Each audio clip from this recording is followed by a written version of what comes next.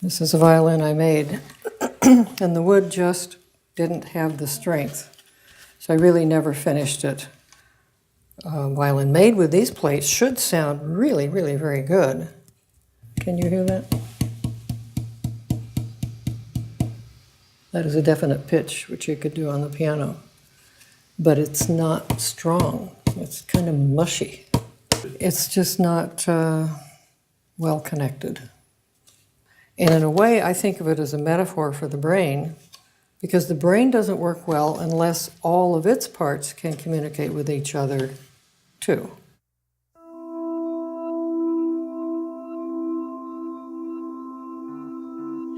I'm Mary Lee Esty. I'm the president and founder of the Brain Wellness and Biofeedback Center in Bethesda, Maryland. There are a lot of diagnostic categories, but they're just labels. What we're interested in is, what are people struggling with, and do they really have to struggle? I've lived in various countries in Europe. I've lived in countries in Asia. I've lived in different countries in Africa, and I've lived in different countries in Central America and the United States, don't forget that. So I've gotten around kind of a little bit like an old shoe. After that first head injury, it's like there was one Brad and then there was a different Brad. Seeing someone across the table from me, being engaged in a professional work, having a wife and a family, but yet never being there with them and connected. I'm not a technical guy. I don't pretend to understand what the treatment is. But somehow, the things that she was doing clicked something in my brain. Flipped the switch, built the bridge, I don't know, whatever you want to call it. And suddenly where I had a cognitive dissonance in my head, I was making connections again. Brad and I met at Disney World. We were both on college internships. On our 10th anniversary, Brad found a crystal Mickey that he thought, oh, happy anniversary, this is where we met. It was a good gift. A few months ago, one of the kids was dusting and knocked the Mickey off of the shelf, and Mickey's arm was broken. And knowing the significance of this particular object, my child was kind of nervous, a little bit scared what the reaction was going to be. But there is a pre-treatment Brad and there's a post-treatment Brad. And post-treatment Brad was able to sit down with bandage tape and fix the Mickey with the child. And the child then went on to draw little designs and, little art pieces on the bandage. And I think in a lot of ways that encapsulates the relationship that my husband has with the kids. It has gone through a lot. It's taken its hits, it's had its falls, but ultimately it can be something that can be rebuilt now because of the treatment that he's had with Dr. Esty. What we love here, and certainly what keeps me going, and I think my colleagues, is hearing people say thank you and just seeing them thrive. And my goal is to get this out to everybody who could possibly ever want their lives to be easier. Well, I have over 18 years in the service, combined service between active duty, National Guard, and I've served in South America and the Middle East. I joined the U.S. Army when I was 18 years old. I wanted to serve my country and do my part in protecting the freedoms that we enjoy today.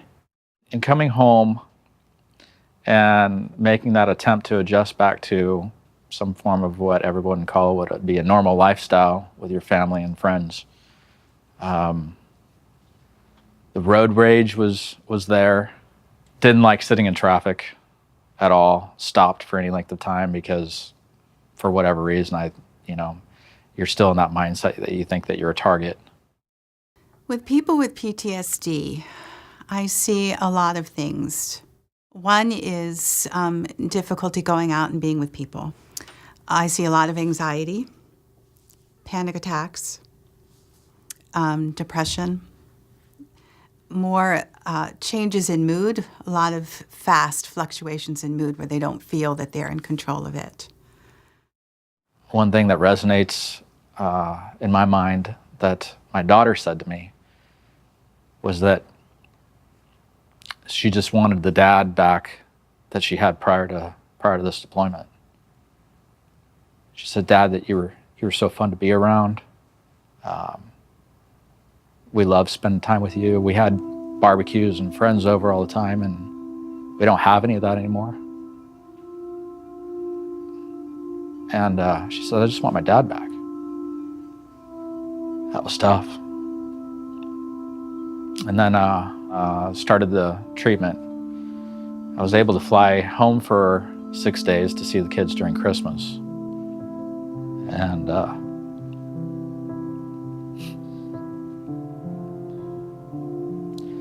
I got off the plane, and it wasn't long after that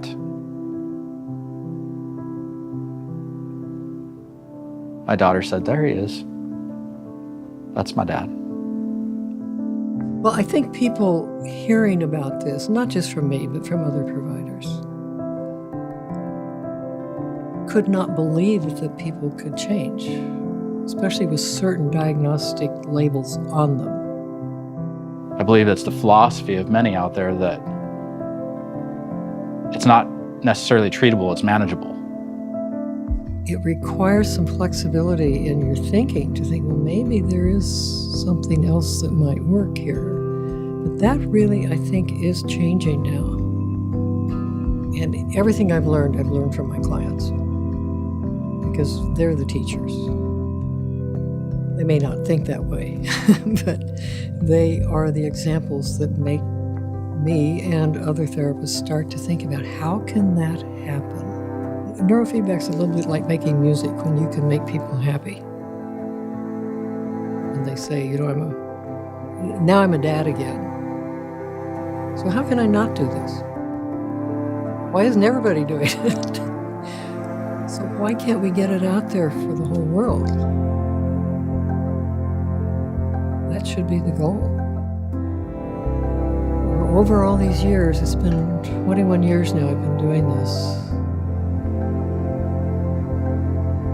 A lot of rewarding moments, but in a general kind of way, it's being able to say goodbye to people because they don't need us anymore. Never underestimate the power to be better.